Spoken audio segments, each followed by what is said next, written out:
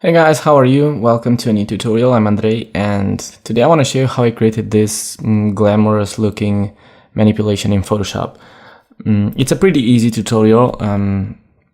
I would classify it as an intermediate level tutorial, so it's not really difficult. You have all the files that you need for this on the resources folder, and I'm using Photoshop CC to create this, but you can use Photoshop CS6 if you have, but it's recommended you have that you use Photoshop CC for some of the effects, even though you can get a similar result with Photoshop CS6. So I'm gonna start working on this, and I hope you'll enjoy it. So let's get started.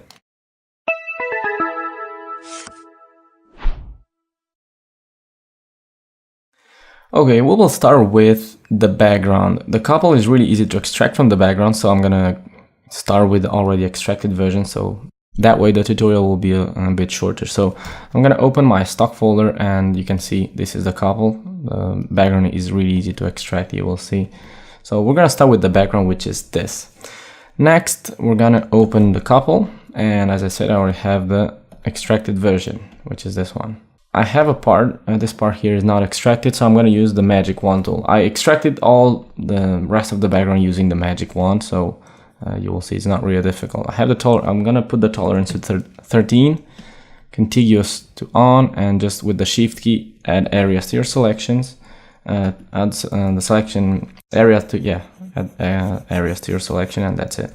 And get something like this. Now I'm going to move this with the move tool on my new canvas here and convert it into a smart object, and I'm gonna name it couple. Now this background here, I'm gonna unlock it with Alt double click, although you can leave it locked because we're not gonna edit it. And I'm gonna make the couple a bit smaller. If you want to have some guidance, you can create some perspective grids, and the way you do that is really easy. You can create a new layer. I'm gonna hide the couple for now.